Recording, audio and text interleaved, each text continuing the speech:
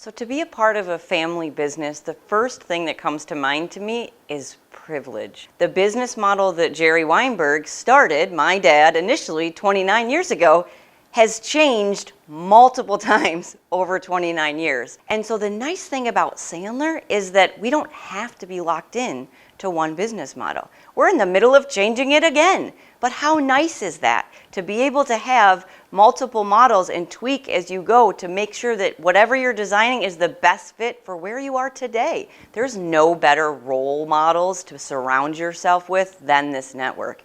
I'm inspired every day by the amazing ladies in all different roles in the network.